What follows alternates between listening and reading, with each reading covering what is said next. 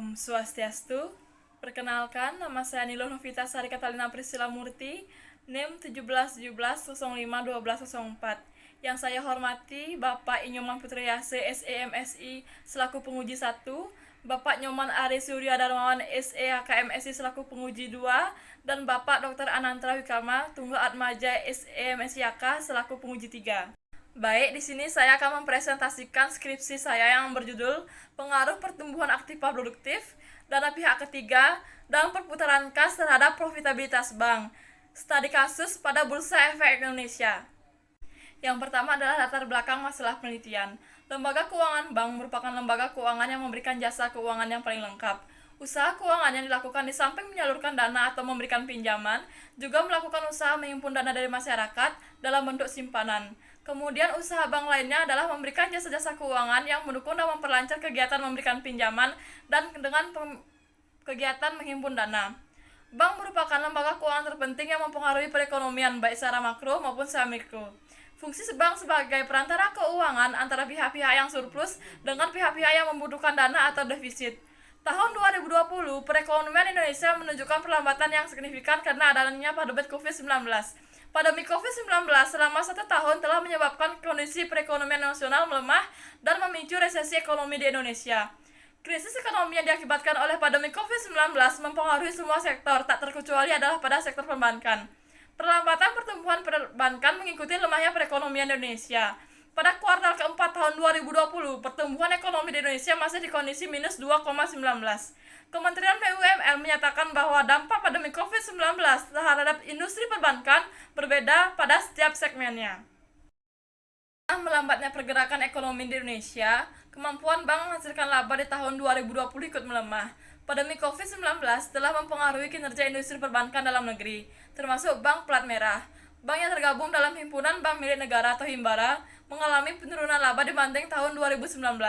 Dari sisi profitabilitas bank, laba bersih mayoritas bank BUMN mengalami penurunan signifikan. Berdasarkan nilainya, laba PT Bank BRI tahun 2020 yaitu sebesar 18,66 triliun dibanding 2019 nilai 34,41 triliun. PT Bank Mandiri senilai 17,11 triliun. Pada tahun 2019 sebesar 27,48 triliun.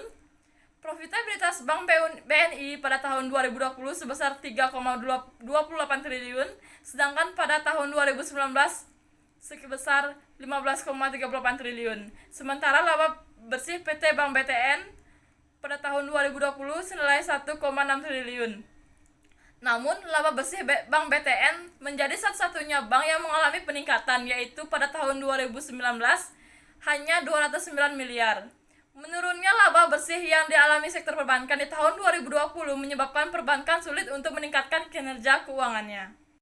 Kinerja keuangan bank pada penelitian ini dilihat dari tingkat profitabilitas bank. Semakin tinggi profitabilitas suatu bank, menunjukkan bank tersebut mampu mengelola sumber daya bank untuk memperoleh hasil yang besar.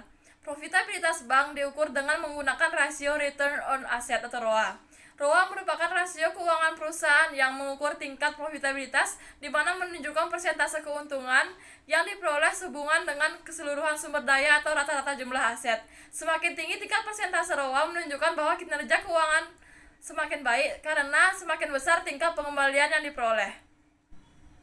Dalam memaksimalkan tingkat profitabilitas bank, pihak bank perlu mengetahui faktor-faktor yang memiliki pengaruh besar terhadap profitabilitas.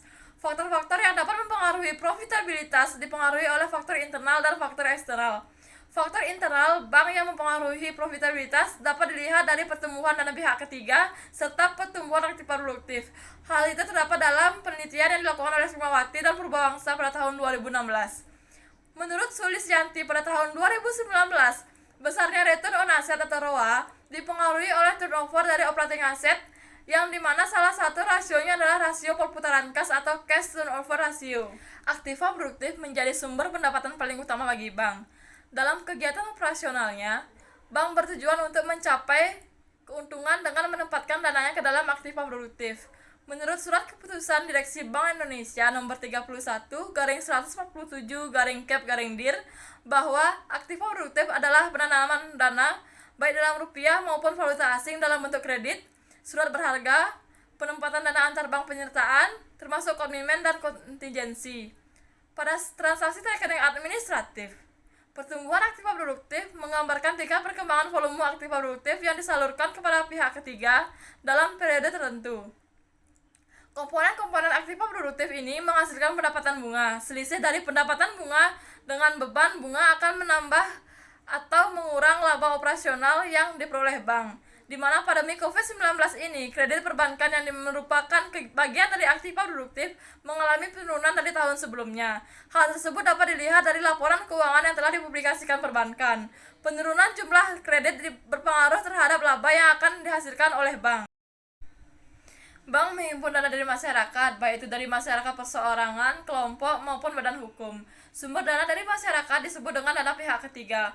Menurut Undang-Undang Nomor 10 Tahun 1998 tentang Undang-Undang Perbankan, bahwa yang dimaksud dana pihak ketiga adalah dana yang dipercayakan oleh masyarakat kepada bank berdasarkan perjanjian penyimpanan dana dalam bentuk giro, tabungan, maupun deposito.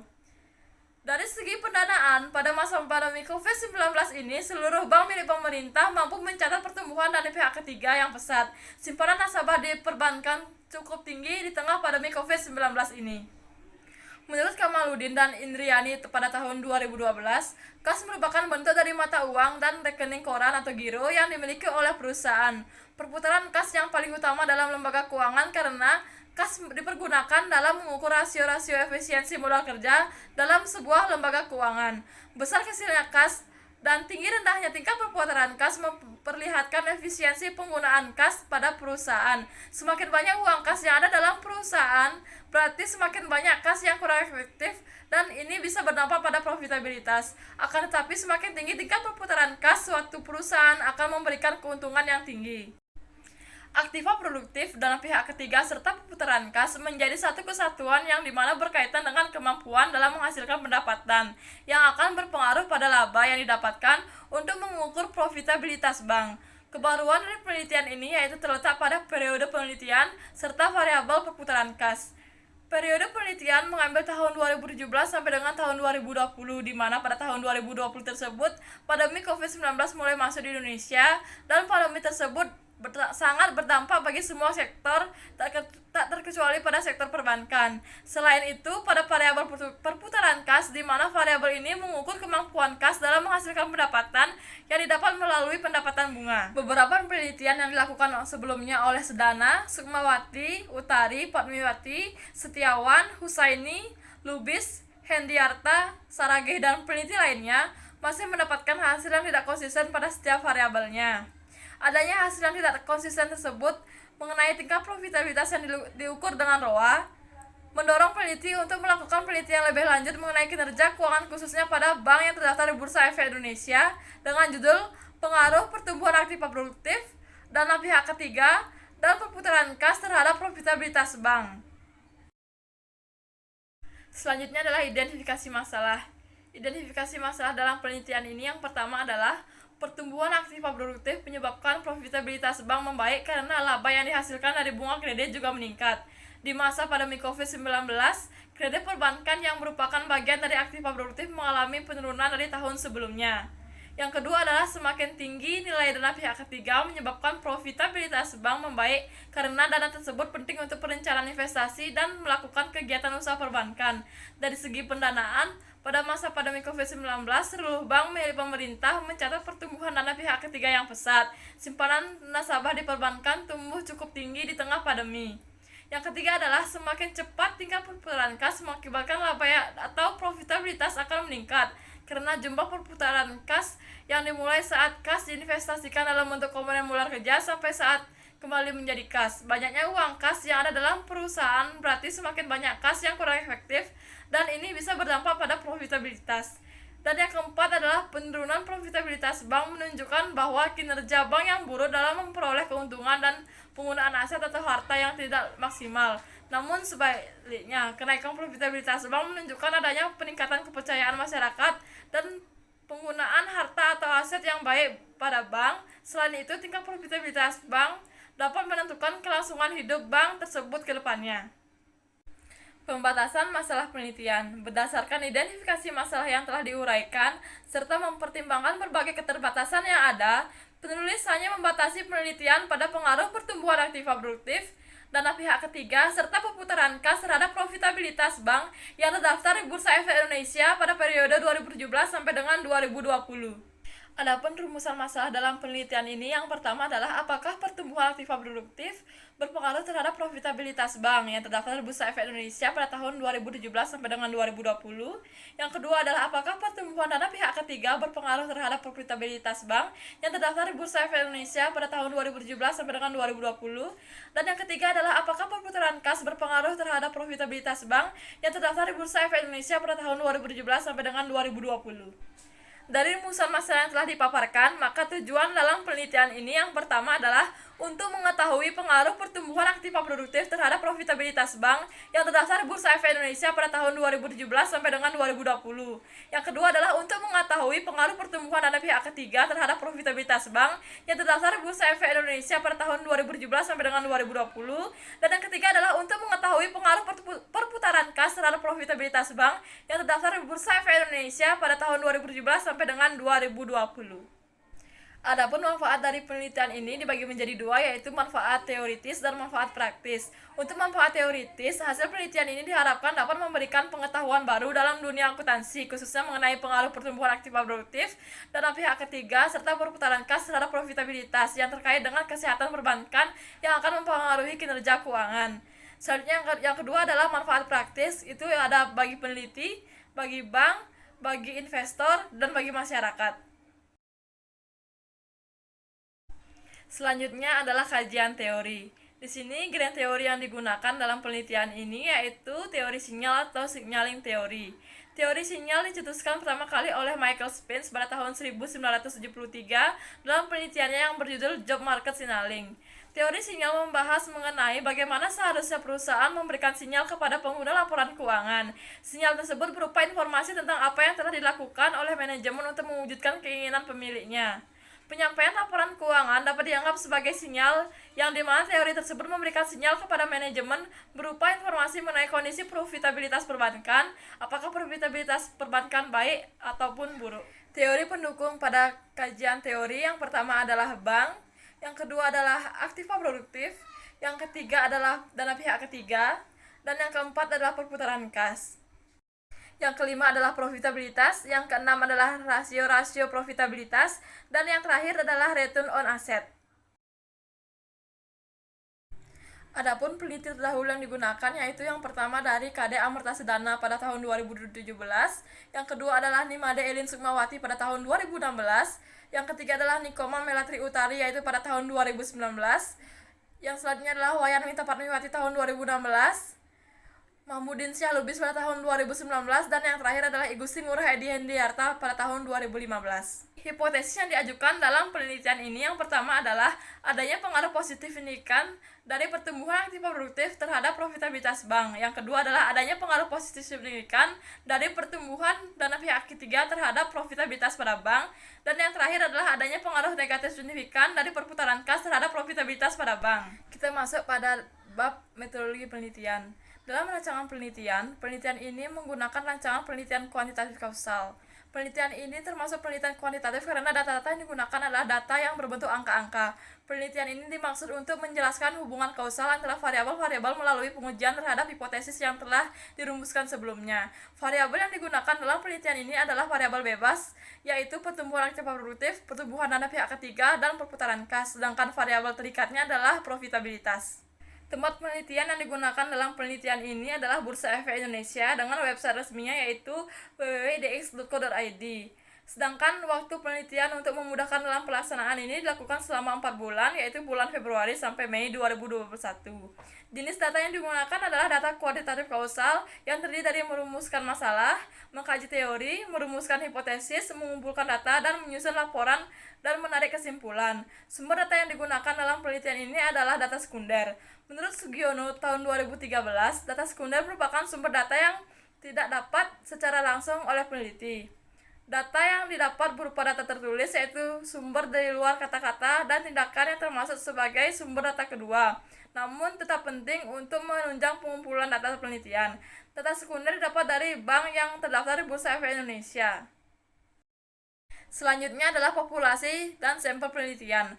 Populasi penelitian ini adalah bank umum konvensional yang terdaftar di Bursa Efek Indonesia pada tahun 2017 sampai dengan 2020, yaitu sebanyak 42 bank. Sedangkan metode pengambilan sampel yang digunakan adalah purposive sampling. Pelaksanaan sampel secara purposive ini antara lain yang pertama adalah bank umum konvensional yang terdaftar di Bursa Efek Indonesia pada tahun 2017 sampai dengan 2020. Yang kedua adalah bank yang mempublikasikan laporan keuangan tahunan dari tahun 2017 sampai dengan 2020. Yang ketiga adalah bank yang memiliki nilai ROA positif selama tahun 2017 sampai dengan 2020. Sehingga sampel yang sesuai dengan kriteria adalah 20 bank dengan total sampel apabila dikalikan dengan 4 tahun berjumlah sebanyak 80 sampel. Dalam metode pengumpulan data, teknik pengumpulan data yang digunakan adalah teknik dokumentasi atau pencatatan dokumen. Dokumen merupakan catatan peristiwa yang sudah berlalu. Dokumen bisa berbentuk tulisan, gambar, atau karya-karya monumental dari seseorang, menurut Sugiono 2013. Pencatatan dokumen merupakan metode pengumpulan data dengan melihat, mengutip, mencatat bukti, data, dan laporan-laporan yang ada. Data yang dikumpulkan dalam metode pencatatan dokumen ini adalah laporan keuangan bank yang terdaftar di Bursa Efek Indonesia yang berkaitan dengan variabel-variabel yang digunakan dalam penelitian ini, yaitu pada tahun 2017 sampai dengan 2020. Selanjutnya adalah instrumen variabel terikat. Variabel dependen atau variabel terikat merupakan variabel yang dipengaruhi atau yang menjadi akibat karena adanya variabel bebas. Dalam penelitian ini, profitabilitas sebagai variabel dependen. Profitabilitas merupakan rasio yang digunakan untuk mengetahui kemampuan bank untuk mendapatkan laba dari pendapatan yang berasal dari aktivitas investasi. Indikator pengukuran profitabilitas yang digunakan dalam penelitian ini adalah return on asset. Instrumen variabel bebas. Yang pertama adalah pertumbuhan aktiva produktif. Indikator pertumbuhan aktiva produktif menggambarkan tingkat perkembangan volume aktiva produktif yang disalurkan kepada pihak ketiga dalam metode tertentu. Yang kedua adalah pertumbuhan dana pihak ketiga, merupakan volume pertumbuhan dana pihak ketiga mencerminkan seberapa besar perubahan dana yang berhasil dihimpun oleh bank dari masyarakat dalam bentuk giro, tabungan, dan deposito. Yang ketiga adalah perputaran kas, yaitu rasio yang mengukur berapa kali uang kas berputar dalam satu periode tertentu. Selanjutnya adalah metode dan teknik analisis data serta hipotesis statistik. Yang pertama adalah uji statistik deskriptif. Statistik deskriptif adalah statistik yang digunakan untuk menganalisis data dengan cara mendeskripsikan atau menggambarkan data yang telah terkumpul sebagaimana adanya tanpa bermaksud membuat kesimpulan yang berlaku untuk umum atau generalisasi. Yang kedua adalah uji asumsi klasik yang terdiri dari uji normalitas. Yang kedua adalah uji multikolinearitas. Yang ketiga adalah uji heteroskedastisitas. Dan yang keempat adalah uji autokorelasi. Sedangkan yang terakhir adalah uji hipotesis yang terdiri dari uji analisis regresi linear berganda. Yang kedua adalah uji T, dan yang terakhir adalah uji koefisien determinasi. Yang pertama adalah uji statistik deskriptif. Dalam penelitian ini, statistik deskriptif disajikan untuk memberikan informasi mengenai karakteristik variabel penelitian antara lain min, minimum, maksimum, dan standar deviasi. Dari keempat variabel penelitian, yaitu pertumbuhan aktiva produktif, pertumbuhan dana pihak ketiga, perputaran kas, dan profitabilitas atau ROA, berdasarkan tabel 4.1 menunjukkan bahwa jumlah data yang digunakan dalam penelitian ini adalah sebesar 80 sampel yang diperoleh dari laporan keuangan tahunan dengan rentang waktu 4 tahun, yaitu dari tahun 2017 sampai dengan tahun 2020. Berdasarkan hasil uji statistik deskriptif yang ditunjukkan pada tabel 4.1, variabel pertumbuhan aktiva produktif memiliki nilai terendah atau nilai minimum sebesar minus 20,79 dan nilai tertinggi sebesar 84,27. Sementara untuk standar deviasinya sebesar 13,58562 dan nilai rata-rata atau minnya sebesar 11,6881. Standar deviasi yang lebih besar dari nilai min menunjukkan bahwa data yang digunakan dalam variabel pertumbuhan aktiva produktif mempunyai sebaran besar karena standar deviasi lebih besar dari nilai minnya, sehingga variabel pertumbuhan aktiva produktif bersifat heterogen atau bervariasi. Hal ini menunjukkan bahwa pertumbuhan aktiva produktif dalam penelitian ini terdapat outlier atau data yang ekstrim. Berdasarkan hasil uji statistik deskriptif yang ditunjukkan pada tabel 4.1, variabel pertumbuhan dana pihak ketiga memiliki nilai terendah atau nilai minimum sebesar minus 14,9 dan nilai tertinggi atau nilai maksimum sebesar 45,46. Sementara untuk standar deviasi sebesar 11,14138 dan nilai rata-rata atau minnya sebesar 10,1666. Standar deviasi yang lebih besar dari nilai min menunjukkan bahwa data yang digunakan dalam variabel pertumbuhan dana pihak ketiga mempunyai sebaran besar karena standar deviasi lebih besar dari nilai minnya. sehingga variabel pertumbuhan dana pihak ketiga bersifat heterogen atau bervariasi. Hal ini menunjukkan bahwa data pertumbuhan pertumbuhan dana pihak ketiga dalam penelitian ini terdapat outlier. Berdasarkan hasil uji statistik deskriptif yang ditunjukkan pada tabel 4.1, variabel perputaran kas memiliki nilai terendah atau nilai minimum sebesar 1,55 dan nilai tertinggi sebesar 43,01. Sementara untuk standar deviasi sebesar 6,96583 dan nilai rata-rata atau minnya sebesar 5,6690. Standar deviasi yang lebih besar dari nilai min menunjukkan bahwa data yang digunakan dalam variabel perputaran kas mempunyai sebaran besar karena standar deviasi lebih besar dari nilai minnya, sehingga variabel perputaran kas bersifat heterogen atau bervariasi. Hal ini menunjukkan bahwa data perputaran kas dalam penelitian ini bersifat outlier. Berdasarkan hasil uji statistik deskriptif yang ditunjukkan pada tabel 4.1, variabel ROA memiliki nilai terendah atau nilai minimum sebesar 0,10 dan nilai tertinggi sebesar 4. Sementara untuk standar deviasinya sebesar 1,042552 dan nilai rata-ratanya sebesar 1,8405. Standar deviasi yang lebih rendah dari nilai minnya menunjukkan bahwa data yang digunakan dalam variabel ROA mempunyai sebaran kecil yang dimana sebaran skornya semakin dekat dari skor rata-rata, sehingga variabel ROA bersifat homogen atau tidak bervariasi. Selanjutnya adalah uji asumsi klasik. Uji asumsi klasik yang pertama adalah uji normalitas. Uji normalitas dilakukan dengan pendekatan Kolmogorov-Smirnov dengan syarat lulus, yaitu apabila nilai signifikan atau tingkat signifikannya kurang dari 0,5, maka distribusi tersebut tidak normal, dan apabila nilai signifikannya lebih dari 0,05 maka distribusinya normal. Berdasarkan hasil uji statistik one sample Kolmogorov-Smirnov test, nilai signifikannya sebesar 0,2 sehingga dapat disimpulkan bahwa semua data dari variabel berdistribusi normal karena nilai signifikan di atas 0,05, dan model regresi dapat diterima untuk dilakukan analisis ke tahap selanjutnya. Lalu uji asumsi klasik yang kedua adalah uji multikolinearitas. Untuk mendeteksi ada atau tidaknya multikolinearitas, di dalam model regresi dapat dilihat dari nilai toleransi dan VIF. Kedua ukuran tersebut menunjukkan setiap variabel independen yang mana dijelaskan oleh variabel independen lainnya. Jika nilai VIF kurang dari atau sama dengan 10 dan mempunyai nilai toleransi lebih besar dari 0,10, maka di antara variabel independen tidak terdapat multikolinearitas. Berdasarkan tabel 4.3, hasil pengujian toleransi menunjukkan tidak ada variabel bebas atau variabel independen, baik pertumbuhan aktiva produktif, pertumbuhan dana pihak ketiga, dan perputaran kas yang memiliki nilai toleransi kurang dari 0,10. Selain itu, hasil perhitungan VIF juga menunjukkan bahwa tidak ada variabel bebas atau variabel independen, baik pertumbuhan aktiva produktif, pertumbuhan dana pihak ketiga, dan perputaran kas yang memiliki nilai VIF lebih dari 10. Oleh karena itu, dapat disimpulkan bahwa tidak terjadi multikolinearitas pada model regresi penelitian ini. Uji asumsi klasik yang ketiga yaitu uji heteroskedastisitas. Uji heteroskedastisitas bertujuan untuk menguji apakah dalam model regresi terjadi ketidaksamaan varians dari residual satu pengamatan ke pengamatan lain. Uji heteroskedastisitas dalam penelitian ini menggunakan uji Glaser yang terjadi dalam program SPSS dengan syarat lulus uji sebagai berikut. Yang pertama adalah tidak terjadi heteroskedastisitas pada model regresi jika nilai signifikannya lebih dari 0,05. Hasil uji heteroskedastisitas dengan uji Glaser yang terjadi pada tabel 4.4 menunjukkan bahwa ketiga variabel bebas atau variabel independen, baik pertumbuhan aktif produktif, pertumbuhan dana pihak ketiga, dan perputaran kas memiliki nilai signifikan di atas 0,05, yang berarti bahwa ketiga variabel tersebut tidak terjadi heteroskedastisitas. Selanjutnya adalah uji asumsi klasik yang terakhir adalah uji autokorelasi.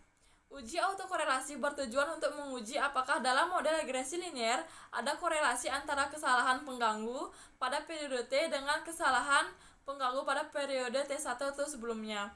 Kriteria pengujian diperoleh dari statistik di antara minus 2 atau negatif 2 sampai dengan positif 2. Maka diindikasikan tidak terdapat autokorelasi. Hasil uji De Bruijn-Woosten atau DW. Dalam penelitian ini diketahui bahwa DW sebesar 1,027, yang berarti nilai DW berada di antara minus 2 atau negatif 2 dan positif 2 atau plus 2. maka dapat disimpulkan bahwa tidak terjadi autokorelasi pada model regresi penelitian tersebut. Dilanjutkan dengan uji hipotesis. Uji hipotesis yang pertama adalah teknik analisis regresi linear berganda. Teknik analisis regresi linear berganda dilakukan untuk mengetahui sejauh mana variabel bebas mempengaruhi variabel terikat. Persamaan regresi mempunyai maksud sebagai berikut. Yang pertama adalah nilai konstanta sebesar 1,966 menunjukkan bahwa nilai pertumbuhan aktiva produktif, pertumbuhan dalam pihak ketiga, dan perputaran kas nilainya adalah 0, maka ROA-nya adalah 1,966. Yang kedua adalah koefisien untuk regresi variabel pertumbuhan aktiva produktif sebesar 0,018 menunjukkan bahwa jika variabel independen lainnya tetap dan pertumbuhan aktiva produktif yang mengalami kenaikan sebesar 1%, maka variabel ROA-nya akan mengalami peningkatan sebesar 0,018. Koefisien bernilai positif artinya terjadi hubungan positif antara pertumbuhan aktiva produktif dengan ROA. Semakin meningkat pertumbuhan aktiva produktif, maka semakin meningkat pula persentase ROA-nya. Yang ketiga adalah koefisien untuk regresi variabel pertumbuhan dalam pihak ketiga sebesar minus 0,008 menunjukkan bahwa jika variabel independen lainnya tetap dan pertumbuhan dalam pihak ketiga mengalami kenaikan sebesar 1%, maka persentase ROA akan mengalami penurunan sebesar 0,008. Koefisien bernilai negatif artinya terjadi hubungan negatif antara pertumbuhan dana pihak ketiga dengan ROA. Semakin meningkat pertumbuhan dana pihak ketiga, maka semakin menurun persentase ROA-nya. Yang keempat adalah koefisien untuk regresi variabel perputaran kas sebesar minus 0,046 menunjukkan bahwa jika variabel independen lainnya tetap dan perputaran kas mengalami kenaikan satu kali, maka ROA akan mengalami penurunan sebesar 0,046. Koefisien bernilai negatif artinya terjadi hubungan negatif antara perputaran kas dengan ROA. Semakin meningkat perputaran kas, maka semakin menurun persentase ROA. Uji hipotesis yang kedua adalah uji T. Uji T merupakan pengujian yang dilakukan untuk menguji pengaruh variabel bebas terhadap variabel terikat. Kriteria pengujian hipotesis dirumuskan dengan jika T hitung lebih besar pada T tabel dan p-value lebih kecil daripada 0,05, maka HO ditolak dan H1 diterima. Hal ini berarti variabel bebas secara parsial mempunyai pengaruh yang signifikan terhadap variabel terikat. Jika T hitung lebih kecil daripada T tabel dan p-value lebih besar pada 0,05, maka HO diterima dan H1 ditolak. Hal ini berarti variabel bebas secara parsial tidak mempunyai pengaruh yang signifikan terhadap variabel terikat. Sesuai dengan hipotesis yang diajukan dalam penelitian ini, maka berdasarkan tabel 4.7 secara terperinci dihasilkan pengujian. Yang pertama adalah uji hipotesis pertumbuhan aktiva produktif berpengaruh positif dan tidak signifikan terhadap profitabilitas. Berdasarkan data tabel 4.7 diperoleh T hitung sebesar 1,439 pada tingkat signifikan sebesar 0,154. Hal ini berarti T hitung sebesar 1,439 pada tingkat signifikan 0,154 pada level kepercayaan 0,05 diperoleh T table sebesar 1,991167. Dari hasil tersebut diketahui bahwa T hitung sebesar 1,439 lebih kecil dari T table yaitu 1,991167 dan signifikan sebesar 0,154 lebih besar dari 0,05. Hal ini berarti HO diterima dan H1 ditolak, sehingga dapat disimpulkan bahwa pertumbuhan aktiva produktif berpengaruh positif dan tidak signifikan terhadap profitabilitas. Yang kedua adalah uji hipotesis pertumbuhan dari pihak ketiga berpengaruh negatif dan tidak signifikan terhadap profitabilitas. Berdasarkan data tabel 4.7 diperoleh T hitung sebesar negatif 0,491 pada tingkat signifikan sebesar 0,625. Hal ini berarti T hitung sebesar negatif 0,491 pada tingkat signifikan 0,625 pada level kepercayaan 0,05 diperoleh T tabel sebesar 1,99167. Dari hasil tersebut diketahui bahwa T hitung sebesar negatif 0,491 lebih kecil dari T tabel yaitu 1,99167 dan signifikan sebesar 0,625 lebih besar daripada 0,05. Hal ini berarti HO diterima dan H2 ditolak, sehingga dapat disimpulkan bahwa pertumbuhan dari pihak ketiga memiliki pengaruh negatif dan tidak signifikan terhadap profitabilitas. Yang ketiga adalah uji hipotesis perputaran kas berpengaruh negatif signifikan terhadap profitabilitas. Berdasarkan data tabel 4.7 diperoleh T hitung sebesar negatif 2,648 pada tingkat signifikan sebesar 0,01. Hal ini berarti T hitung sebesar negatif 2,648 pada tingkat signifikan 0,01 pada level kepercayaan 0,05 diperoleh di tabel sebesar 1,99167. Dari hasil tersebut diketahui bahwa T hitung sebesar negatif 2,48 lebih besar dari T-table yaitu 1,9167 dan signifikan sebesar 0,01 lebih kecil daripada 0,05. Hal ini berarti HO ditolak dan H3 diterima, sehingga dapat disimpulkan bahwa perputaran kas berpengaruh negatif dan signifikan terhadap profitabilitas. Lalu uji hipotesis yang terakhir adalah uji koefisien determinasi. Koefisien determinasi mengukur seberapa jauh kemampuan model dalam menerangkan variasi variabel terikat. Besarnya koefisien determinasi ini adalah 0 sampai dengan 1. Nilai R menunjukkan seberapa kuat hubungan variabel bebas terhadap variabel terikat.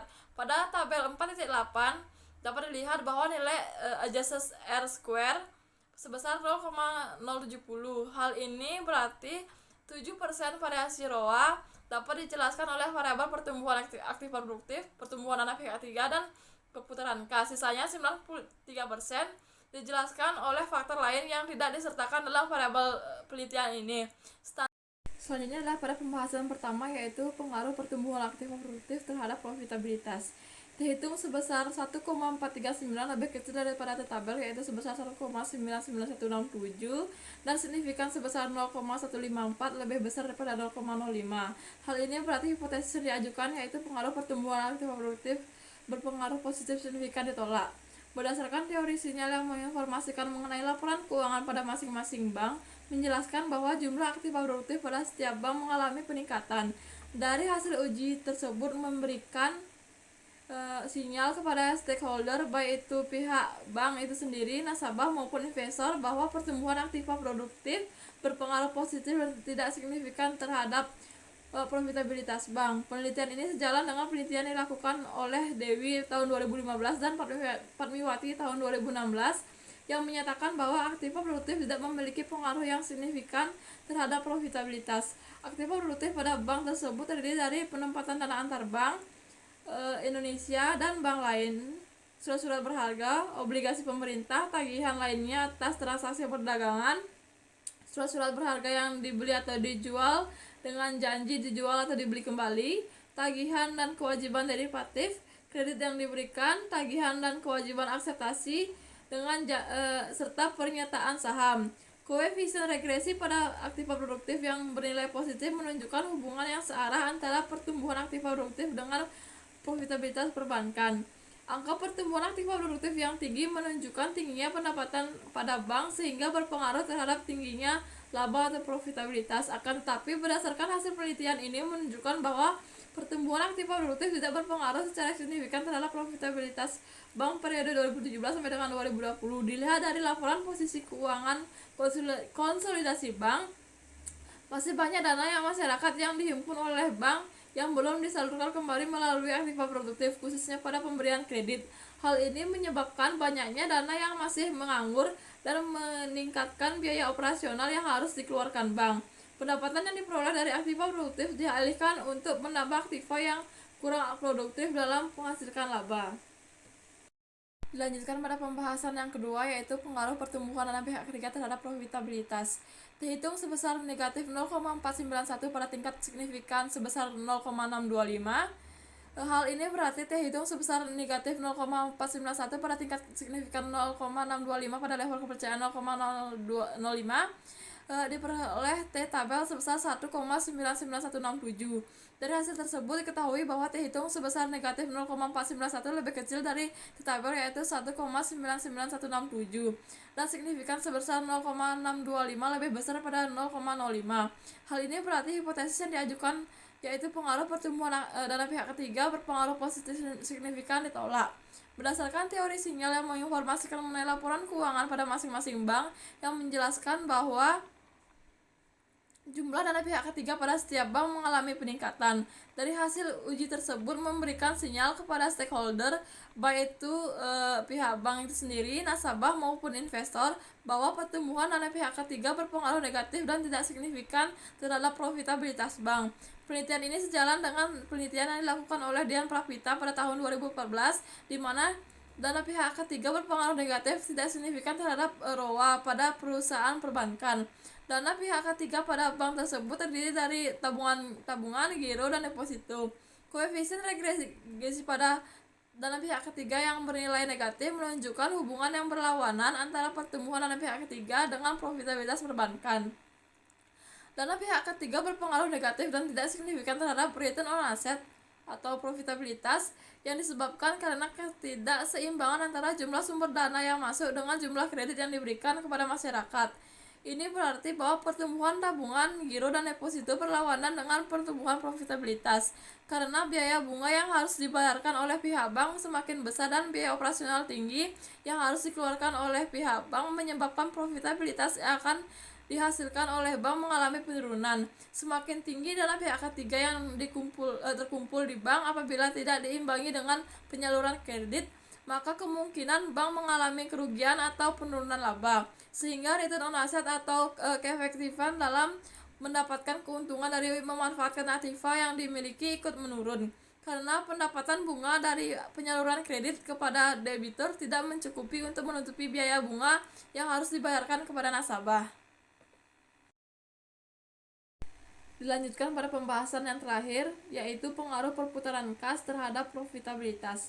Dihitung sebesar negatif 2,648 pada tingkat signifikan sebesar 0,01. Hal ini berarti dihitung sebesar negatif 2,648 pada tingkat signifikan 0,01 pada level kepercayaan 0,05 diperoleh di tabel sebesar 1,99167. Dari hasil tersebut diketahui bahwa dihitung sebesar negatif 2,648 lebih besar daripada di tabel, yaitu 1,99167, dan signifikan sebesar 0,01 lebih kecil pada 0,05. Hal ini berarti hipotesis yang diajukan, yaitu pengaruh perputaran kas berpengaruh negatif signifikan diterima. Koefisien regresi pada perputaran kas yang bernilai negatif menunjukkan hubungan yang berlawanan antara perputaran kas dengan profitabilitas perbankan. Berdasarkan teori sinyal tersebut memberikan sinyal kepada stakeholder, baik itu pihak bank, nasabah maupun investor, bahwa perputaran kas berpengaruh negatif dan signifikan terhadap profitabilitas. Penelitian ini sejalan dengan penelitian dilakukan oleh Lestari pada tahun 2017 dan saat lagi pada tahun 2018, di mana perputaran kas berpengaruh negatif signifikan terhadap return on asset. Hal ini dikarenakan pendapatan bunga bersih bank mengalami penurunan yang mengakibatkan kas yang berputar dalam perusahaan menjadi menurun, sehingga profitabilitas bank mengalami penurunan. Perputaran kas adalah perbandingan antara pendapatan dengan jumlah rata-rata kas. Semakin tinggi perputaran kas, maka penggunaan kas semakin baik dan keuntungan yang diperoleh akan semakin besar. Begitupun sebaliknya, semakin rendah perputaran kas, maka penggunaan kas kurang optimal sehingga keuntungan yang diperoleh akan semakin rendah. Tingkat perputaran kas merupakan ukuran efisiensi penggunaan kas yang dilakukan oleh perusahaan, karena tingkat perputaran kas menggambarkan kecepatan kembalinya kas yang telah ditanamkan di dalam modal kerja. Besar kecilnya kas dan tinggi rendahnya tingkat perputaran kas memperlihatkan efisiensi penggunaan kas pada perusahaan. Semakin banyak uang kas yang ada dalam perusahaan, berarti semakin banyak kas yang kurang efektif dan bisa berdampak pada profitabilitas. Akan tetapi semakin tinggi tingkat perputaran kas, suatu perusahaan akan memberikan keuntungan yang tinggi. Dari hasil analisis yang telah dilakukan membuktikan bahwa pihak-pihak bank tersebut kurang efektif dalam mengelola kas yang dimiliki, karena secara teoritis jika mengelola perputaran kas dengan efektif, maka akan berdampak perputaran kas menjadi tinggi. Selanjutnya adalah implikasi. Implikasi bisa dibagi menjadi dua, yaitu implikasi teoritis dan implikasi praktis. Dalam implikasi teoritis, hasil penelitian ini terkadang menunjukkan bahwa pertumbuhan aktif produktif memiliki pengaruh positif dan tidak signifikan terhadap profitabilitas. Pertumbuhan dana pihak ketiga memiliki pengaruh negatif dan tidak signifikan terhadap profitabilitas, serta perputaran kas memiliki pengaruh negatif dan signifikan terhadap profitabilitas. Dari hasil tersebut, penelitian ini dapat dipakai dalam mengembangkan pengetahuan di bidang ilmu akuntansi, yaitu akuntansi manajemen, analisis laporan keuangan, bank dan lembaga keuangan lainnya, serta investasi dan pasar modal. Penelitian ini juga sejalan dengan teori sinyal, yaitu bagaimana suatu perusahaan perbankan memberikan sinyal kepada pengguna laporan keuangan.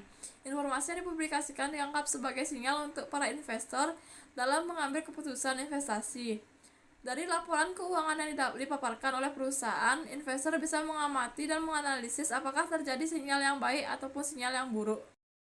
Lalu implikasi praktis. Hasil penelitian ini membuktikan bahwa adanya pengaruh positif dan tidak signifikan pertumbuhan aktiva produktif terhadap return on asset. Pertumbuhan aktiva produktif yang tidak berpengaruh signifikan terhadap profitabilitas perbankan disebabkan oleh pemanfaatan dana yang dihimpun dari masyarakat tidak digunakan secara optimal untuk meningkatkan aktiva produktif, sehingga pendapatan yang dihasilkan melalui aktiva produktif tidak maksimal. Hasil penelitian ini menjadi dasar bahwa untuk meningkatkan profitabilitas bank, khususnya pada return on asset, hendaknya pihak bank lebih optimal dalam mengelola dana yang dihimpun dari masyarakat ke dalam aktiva produktif, sehingga pendapatan yang berasal dari aktiva produktif dapat digunakan untuk menunjang kegiatan operasional bank yang dapat meningkatkan laba atau profitabilitas bank. Dengan demikian, hasil penelitian ini menunjukkan bahwa variabel pertumbuhan aktiva produktif perlu diperhatikan oleh pihak bank guna meningkatkan laba sehingga bank bisa berkembang. Hasil penelitian juga membuktikan bahwa adanya pengaruh yang negatif dan tidak signifikan pertumbuhan dana pihak ketiga terhadap return on asset. Pertumbuhan dana pihak ketiga berpengaruh negatif dan tidak signifikan karena adanya yang bersumber dari masyarakat dalam bentuk dana pihak ketiga tidak didapat atau disalurkan secara maksimum pada masyarakat, sehingga terjadi ketidakefektifan dalam menghasilkan pendapatan bank yang akan berpengaruh terhadap return on asset. Hasil penelitian ini menjadi dasar bahwa untuk meningkatkan profitabilitas bank, khususnya pada return on asset, hendaknya pihak bank lebih optimal dalam mengelola dana yang dihimpun dari masyarakat, yaitu dana pihak ketiga, ke dalam aktiva produktif, khususnya pemberian kredit, sehingga pendapatan bunga yang berasal dari penyaluran kredit tersebut dapat meningkatkan profitabilitas bank. Dengan demikian, hasil penelitian ini menunjukkan bahwa pertumbuhan pihak ketiga perlu diperhatikan dan ditingkatkan lagi dalam pengelolaannya guna meningkatkan laba sehingga bank bisa berkembang. Selanjutnya adalah selain itu, penelitian ini juga membuktikan bahwa adanya pengaruh negatif signifikan perputaran kas terhadap return on asset. Perputaran kas berpengaruh negatif dan signifikan karena pendapatan bunga bersih bank mengalami penurunan yang mengakibatkan kas yang berputar dalam perusahaan menjadi menurun sehingga profitabilitas bank mengalami penurunan. Selain itu, banyaknya kas yang menganggur menandakan bahwa pihak bank tidak memanfaatkan kas secara optimal. Hasil penelitian ini menjadi dasar bahwa untuk meningkatkan profitabilitas bank, khususnya pada return on asset, hendaknya pihak bank lebih optimal dalam memanfaatkan kas sehingga mendapatkan pendapatan yang dihasilkan bank meningkat dan laba juga mengalami peningkatan. Dengan demikian, hasil penelitian ini menunjukkan bahwa kas yang ada dalam perusahaan perlu diperhatikan dan ditingkatkan lagi dalam pengelolaannya guna meningkatkan laba sehingga perusahaan atau bank bisa berkembang. Selanjutnya yang terakhir adalah simpulan dan saran. Berdasarkan hasil penelitian dan pembahasan, maka diperoleh simpulan bahwa pertumbuhan aktiva produktif secara parsial berpengaruh positif dan tidak signifikan terhadap profitabilitas. Hal itu dikarenakan T hitung sebesar 1,439 lebih kecil dari T tabel, yaitu sebesar 1,999167, dan signifikan sebesar 0,154 lebih besar pada 0,05. Pertumbuhan dana pihak ketiga secara parsial berpengaruh negatif dan tidak signifikan terhadap profitabilitas. Hal itu dikarenakan T hitung sebesar negatif 0,491 lebih kecil dari tabel, yaitu sebesar 1,99167, dan signifikan sebesar 0,625 lebih besar pada 0,05. Dan untuk perputaran kas secara parsial berpengaruh negatif dan signifikan terhadap profitabilitas. Hal itu dikarenakan T hitung sebesar negatif 2,648 lebih besar pada tabel, yaitu sebesar 1,99967, dan signifikan sebesar 0,01 lebih kecil pada 0,05. Berdasarkan pembahasan dan simpulan yang telah diperoleh dalam penelitian ini, maka dapat diberikan saran bahwa bagi pihak bank seharusnya mampu meningkatkan profitabilitas bank melalui aktiva produktif, yaitu pada pemberian kredit. Dalam pemberian kredit, pihak bank perlu memperhatikan kuantitas serta kualitas dalam memberikan kredit kepada masyarakat. Dari segi kuantitas, kredit pihak bank diharapkan mampu meningkatkan jumlah kredit yang disalurkan ke masyarakat karena kredit merupakan usaha pokok bagi perbankan. Sedangkan dari segi kualitas kreditnya, pihak bank harus menerapkan prinsip kehati-hatian yaitu 5C dan 7P dalam mengelola kreditnya, sehingga hal tersebut dapat minimalkan risiko kredit. Pada pengelolaan dana yang dimiliki bank, sebaiknya bank lebih optimal dalam mengelola dana yang dihimpun dari masyarakat ke dalam aktiva produktif, sehingga pendapatan yang berasal dari aktiva produktif dapat digunakan untuk menunjang kegiatan operasional bank yang dapat meningkatkan laba atau profitabilitas bank. Selanjutnya adalah bagi investor. Berdasarkan teori sinyal, sebaiknya investor hendaknya lebih bijak dalam membaca laporan keuangan dari perusahaan agar dapat mengenai gambar perjalanan kinerja perusahaan. Selain itu, dalam mengambil keputusan investasi menggunakan analisis fundamental. Analisa fundamental pada umumnya menggunakan indikator-indikator perusahaan yang tertera melalui laporan keuangan perusahaan, seperti menganalisis rasio keuangan yang berhubungan dengan profitabilitas. Salah satunya adalah return on asset. Karena hasil dari pengukuran profitabilitas selain dapat memberikan pandangan terhadap investor pada penjamin investasi dan memberikan dan yang mereka tanamkan, juga menentukan tingkat pengembalian aset yang dipergunakan. Investor sebaiknya memperhatikan nilai dari profitabilitas sebelum memutuskan untuk menginvestasikan modalnya pada suatu bank, karena dari nilai ROA dapat menunjukkan besarnya return dan risiko yang diterima oleh investor atas investasinya tersebut. Yang selanjutnya adalah bagi peneliti. Selanjutnya, berdasarkan hasil uji koefisien determinasi J R-square hanya 0,070. Hal ini berarti 7% variasi return on asset dapat dijelaskan oleh variabel pertumbuhan aktiva produktif, pertumbuhan dana pihak ketiga, dan perputaran kas. Sisanya 93% dapat dijelaskan oleh faktor lain yang tidak dibahas dalam penelitian ini. Bagi peneliti selanjutnya, diharapkan dapat menambah variabel bebas seperti non-performing loan atau NPL, dan untuk mengetahui seberapa besar kredit bermasalah pada bank yang akan mempengaruhi profitabilitas bank, serta variabel pendapatan bunga untuk mengetahui seberapa besar pendapatan bunga yang dihasilkan dari aktivitas kredit yang akan mempengaruhi profitabilitas bank tersebut. Selain itu juga, peneliti selanjutnya dapat menambahkan sampel bank karena koefisien determinasinya pada pengujian hasilnya rendah. Baik, sekian presentasi mengenai skripsi saya yang berjudul Pengaruh Pertumbuhan Aktif Produktif dan pihak ketiga dan perputaran kas terhadap profitabilitas bank. Apabila ada kesalahan kata ucapan, mohon dimaafkan. Terima kasih. Om Santi Santi Santi Om.